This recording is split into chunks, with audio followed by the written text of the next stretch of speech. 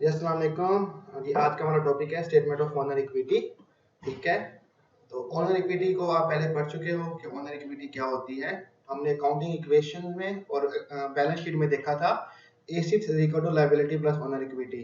तो एसेट्स के अंदर जो लायबिलिटी वाजिबात होते हैं उसके साथ साथ ओनर इक्विटी भी होती है कि ओनर का हक, ओनर का हिस्सा भी होता है। ठीक है, एसेट्स के अंदर। तो ओनर इक्विटी को हम पहले से जानते हैं कि वो क्या होता है। अगर जस्ट ओनर इक्विटी हमने निकालनी हो तो हम एसेट्स में से लायबिलिटी को माइनस कर देते हैं, जो भी असासे बचते हैं वो ओनर्स की इक्विटी कहलाते हैं कि ये ओनर का हक है एसेट के अंदर। लेकिन हमने देखना स्टेटमेंट ऑफ ओनर इक्विटी क्या होती है, तो उसकी तरफ चलते हैं। तो what is the statement of owners equity. ठीक है, कि स्टेटमेंट ऑफ ओनर इक्विटी क्या होती है।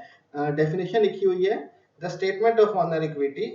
थोड़ा सा जूम कर लेते हैं ताकि आपको क्लियर नजर आए। The statement of owner equities is financial statement that report change in equity from net income, loss from owner investment, and withdrawal over a period of time. अब statement of owner equity is a financial statement. Statement of owner equity एक मालियाती गोशवारे में से एक गोशवारा है। ठीक है, कि जो फाइनेंशियल स्टेटमेंट मालियाती गोशवारे होते हैं उनमें से एक स्टेटमेंट ऑफ ओनर इक्विटी भी है। That reports change in equity from net income, loss from owner investment and withdrawal over a period of time. अब जो रिपोर्ट करता है चेंज इन द इक्विटी, अब basically statement of owner equity report करता है change in equity कि owner की equity में, उसके हिस्से में, उसके हक में चेंज कितना आया है फ्रॉम द नेट इनकम। ठीक है, कि नेट इनकम में से, ठीक है, जो उसने आमदनी कमाई है, खालिस आमदनी, असल आमदनी, उसमें से लॉस में से, या लॉस की वजह से कितना चेंज आया है फ्रॉम ओनर इन्वेस्टमेंट, या ओनर की इन्वेस्टमेंट में से, सरमायाकारी में से, and withdrawal over a period of time, या उसने कितने पैसे निकाले हैं over the period of time. Usually जो एक साल का होता है, लेकिन मोस्टली लोग क्वार्टर के भी बना लेते हैं, समटाइम मंथ के भी बनाना चाहते होते हैं तो वो बना लेते हैं।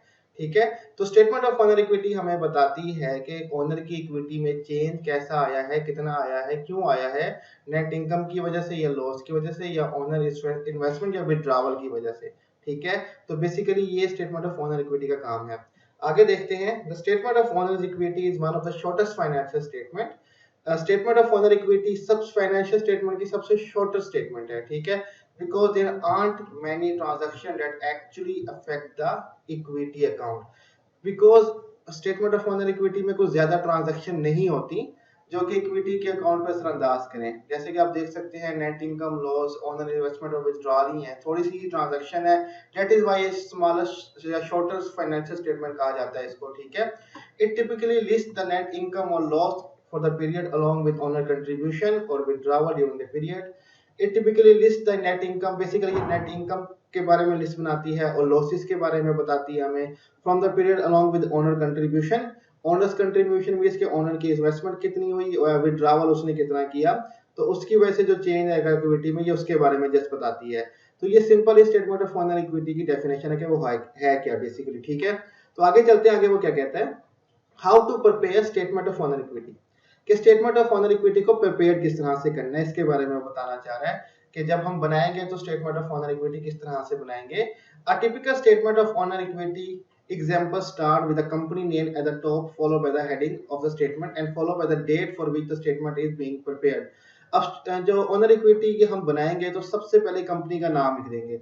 सपोज कर लो कि खिदर की कंपनी है, खिदर गारमेंट्स या खिदर टेक्सटाइल मिल उसने बनाई हुई है, तो हम उसकी स्टेटमेंट ऑफ ओनर इक्विटी बना रहे हैं, तो सबसे पहले कंपनी का ऊपर नाम आएगा। ठीक है, आफ्टर दैट हम स्टेटमेंट की हेडिंग लिखेंगे कि स्टेटमेंट ऑफ ओनर इक्विटी, क्योंकि हम ओनर इक्विटी की स्टेटमेंट बता रहे हैं तो स्टेटमेंट का नाम आ जाएगा। और एंड में हम डेट डालते हैं कि किस डेट को बना रहे हैं, 31 दिसंबर 2019, या कब की ओनर इक्विटी है किधर की कंपनी की, तो हम वो लिख देंगे। ठीक है, अब format of statement of owner equity आगे लिखा हुआ है कि तरतीब क्या होती है, शक्ल क्या होती है स्टेटमेंट ऑफ ओनर इक्विटी की। सबसे पहले हम लिखते होते हैं बिगिनिंग इक्विटी बैलेंस, कि जब ओनर इक्विटी हम बना रहे हैं तो बिगिनिंग में इक्विटी बैलेंस कितना है। ठीक है, ओनर का हक जो हिस्सा है वो कितना है, बिगिनिंग में वो लिखा जाता है। फिर प्लस क्या करते हैं हम उसमें, नेट इनकम। ठीक है, असल आमदनी जो आई है, वो जो सम टाइम आपके पास असल आमदनी मेंशन होगी, या आपको कहा जाएगा कि इनकम स्टेटमेंट के थ्रू पहले असल आमदनी बनाए फिर ओनर इक्विटी बना, स्टेटमेंट ऑफ ओनर इक्विटी बना के दिखाएं। तो नेट इनकम जो है वो ऐड होगी, ओनर कंट्रीब्यूशन या इन्वेस्टमेंट जो है वो भी उसमें ऐड होगा। लेस क्या करेंगे, नेट लॉस, के नेट इनकम की जगह नेट लॉस हुआ है या कोई और लॉस हो गया है। ठीक है, थोड़ा बहुत खर्चा हो गया है, लॉस हो गया हमें, तो उसको हम लिखेंगे, थोड़ी खर्चा नहीं आएगा, एक्सपेंस नहीं आएगा, लॉस हो गया, हम उसको लिख देंगे। ऑनर्स विथड्रॉवल या ऑनर से जो पैसे निकाले हैं वो भी हम माइनस कर देंगे, सब्ट्रैक्ट कर देंगे। एंड में जो बैलेंस बचेगा वो ऑनर की इक्विटी कहलाएगी। कि हम अब देख रहे हैं कि ऑनर की इक्विटी में चेंज कितना आया, नेट इनकम की वजह से, ऑनर्स कंट्रीब्यूशन या इन्वेस्टमेंट की वजह से, नेट लॉस की वजह से, या ऑनर विथड्रॉवल की वजह से, उसने पैसे जो निकाल लिए उसकी वजह से ऑनर की इक्विटी में चेंज कितना है। आगे चलते हैं कि आगे वो क्या कह रहे हैं। एग्जांपल दी हुई है, ठीक है, example 1 of statement of owner equity. Question जरा देख लेते हैं कि क्या लिखा हुआ है। आई नो रीड करने में टाइम ज्यादा लगेगा, लेकिन बेयर करो थोड़ा सा इसको, ठीक है। क्वेश्चन है, let's assume a company Alpha Incorporation which has a opening balance of owner equity $4,000 million. ठीक है, एक कंपनी है अल्फा इनकॉर्पोरेशन जिसकी opening balance of owner equity है $4,000 मिलियन ऑफ एज ऑफ जनवरी की 1 2018, पहली जनवरी 2018 की ओपनिंग जो उसकी बैलेंस ऑनर इक्विटी है वो $4,000 मिलियन है। Now the company raises money from equity investor worth $280 million. अब कहीं से इन्वेस्टर मिला है तो उसकी जो इक्विटी है वो बढ़ गई है, $280 मिलियन और इन्वेस्ट किया गया है। Also during this year the company generated the net income of $1,000 million। और इस साल कंपनी ने जनाब जी इनकम भी कमाई है, नेट इनकम वो है $1,000 million. Similar there were some losses from some non operating activity worth $200 million. और साथ में कुछ लॉसेस भी हुए हैं कंपनी को, ठीक है, फॉर नॉन ऑपरेटिंग एक्टिविटीज की वजह से, जो कि 200 मिलियन वर्थ रखते हैं। अब हमसे वो पूछ के रहा है, required prepare company statement of owner equity, कि अब कंपनी की statement of owner equity prepared हमें करके दिखाएं। वो हमसे अब क्या है ये रहा है, ठीक है। तो हमें ये डाटा दिया हुआ है और हमने इस डाटा की मदद से अब स्टेटमेंट ऑफ ऑनर इक्विटी बनानी है। Opening balance of owner equity 4,000 million है, ठीक है। उसके बाद नेट इनकम हमारे पास 280 मिलियन है, इन्वेस्टमेंट 280 मिलियन है हमारे पास, नेट इनकम 1,000 मिलियन है, ठीक है, और सब कुछ लॉसेज हुए हैं 200 मिलियन के। तो हम इसकी डाटा की मदद से अब हम बनाएंगे स्टेटमेंट ऑफ ऑनर इक्विटी। तो आ जाते हैं हम आगे की तरफ। तो example 1 statement of owner equity continue. Solution लिखा हुआ है। सबसे पहले हम कंपनी का नाम लिखते हैं अल्फा इनकॉर्पोरेशन। थोड़ा सा जूम कर लेते हैं ताकि आपको जरा और क्लियर नजर आए, ठीक है। अल्फा इनकॉर्पोरेशन, उसके बाद स्टेटमेंट का नाम statement of owner equity, then दिसंबर 31 2018 की हमने ये स्टेटमेंट ऑफ ऑनर इक्विटी बनाई है। एक नोट लिखा हुआ है, all the values are in million, तमाम वैल्यूज मिलियन में है, हम मिलियन यहाँ पे नहीं लिखेंगे। तो स्टार्ट करते हैं opening balance of owner equity से, ठीक है, कि ओपनिंग बैलेंस हमने लिखा ऑनर इक्विटी का कितना है, तो वो है $4,000 मिलियन, ठीक है। उसके बाद हम ऐड क्या करते हैं, इन्वेस्टमेंट ड्यूरिंग द पीरियड, कि कोई इन्वेस्टमेंट तो नहीं हुई एक साल के अंदर, तो वो $280 मिलियन की हुई थी। नेट इनकम फिर ऐड कर देंगे फॉर द पीरियड जो था 1,000। जब दोनों को इसमें ऐड कर देंगे हमारा तो बैलेंस बचेगा, वो होगा $5,280 मिलियन, जो सब टोटल हमारा अमाउंट बन जाएगी। अब हमने लेस करना होता है, कोई विथड्रॉवल हो या लॉसेस हो। अब लॉसेस ऑफ द पीरियड हुआ था $200 मिलियन, तो वो हमने इसमें से सब्ट्रैक्ट कर दिया। सब्ट्रैक्ट के लिए हम दोनों तरफ ब्रैकेट लगा देते हैं, जैसे हमने इनकम स्टेटमेंट में कहा था, ताकि पता चल जाए कि ये वैल्यू सब्ट्रैक्ट हो रही है। जब हमने लॉसेस जो $200 मिलियन के थे उनको सब्ट्रैक्ट कर दिया, तो हमारे पास जो बैलेंस बचा उसको कहेंगे ending balance of owner equity, जो $5,080 मिलियन था। कोई विथड्रॉवल नहीं दिया हुआ था, उसको भी हम वरना लाजमी लेस करते, लेकिन सिर्फ लॉसेस थे तो उसको हमने सब्ट्रैक्ट कर लिया और एंड में हमारे पास अमाउंट आ गई $5,080 मिलियन। ये स्टेटमेंट ऑफ ऑनर इक्विटी बनाने का तरीका है। एक और एग्जांपल देख लेते हैं जरा और बेहतर समझने के लिए, ठीक है। John has a company essence travel limited. John ने एक कंपनी बनाई है एसन ट्रैवल लिमिटेड के नाम से, ठीक है जी। कोई मुसलमान भाई उसका दोस्त होगा तो उसका नाम उसने रख दिया है। The entity has 1,50,000 of owner equity अब at the beginning of reporting period January 1 2018। अब जो ओपनिंग हमारे पास ऑनर इक्विटी है वो 1,50,000 है, डॉलर है हमारे पास, ठीक है, जो कि जनवरी 1 2018 में हमारे पास मेंशन है। Now essence makes an investment of 10,000 into his company। अब जो एसन है उसने इन्वेस्टमेंट किया 10,000 की अपनी कंपनी के अंदर, ठीक है जी। अब एसन का नाम भी आ गया, कंपनी में उसने इन्वेस्टमेंट कर दी। मतलब ये जॉन और एसन, हमारी क्लास में एसन है ना, उसने साथ में कंपनी ये स्टार्ट की है, ठीक है। अब इन्वेस्टमेंट भी आ गई 10,000 हमारे पास। Also during the period the entity earned an income of $20,000। लेकिन अब ड्यूरिंग दिस पीरियड में उन्होंने कुछ इनकम भी कमाई है जो कि $20,000 है पड़ी। तो the company never made any losses since inception. Company के आगाज से कोई कंपनी ने लॉसेस नहीं कमाए। John urgently required some money from unwarranted situation, John को अचानक से कंपनी से कुछ पैसों की जरूरत पड़ गई, hence he had to make a withdrawal of $3000 from the capital account, तो उसने $3000 कैपिटल अकाउंट में से निकाल लिए, विड्रॉ कर लिए। अब रिक्वायर्ड क्या है, prepare a statement of owner equity of John travel limited. यहाँ पे जॉन है, ऊपर एस एन है, भाई दोनों मिल मिला के क्या कर रहे हैं कंपनी के साथ, तो या एस एन ट्रैवल लिमिटेड या जॉन ट्रैवल लिमिटेड जो भी है, तो बेसिकली ये अब हमने इसकी प्रिपेयर करनी है ओनर इक्विटी, ठीक है, statement of owner equity prepare करनी है। तो हम देखते हैं कि हमारे पास डाटा है, तो हमने क्या क्या किया। तो ऊपर कंपनी का नाम एस एन ट्रैवल लिमिटेड, नीचे की स्टेटमेंट का नाम स्टेटमेंट ऑफ ओनर इक्विटी, और दिसंबर 31 2088। इससे अगली एग्जांपल लाजमी देखनी है, वो डिफिकल्ट है, वो मोस्ट इंपॉर्टेंट है, ठीक है, मुझे पता तुम लोग बोर होने लगे होगे, लेकिन नेक्स्ट एग्जांपल लाजमी देखनी है, वो बहुत इंपॉर्टेंट है। Note all the values in dollar हमने लिख दिया। आगे हम लिखते हैं opening balance of owner equity. Opening balance हमारे पास था $1,50,000, वो हमने लिख दिया। ऐड किया investment during the period, investment हमने कंपनी में की थी 10,000 की एसएन ने, वो हमने लिख दी, ठीक है जनाब, 10,000, और ऐड कर दिया नेट इनकम जो 20,000 था। ऐड करने के बाद हमारे सब टोटल वैल्यू आ गई $1,80,000।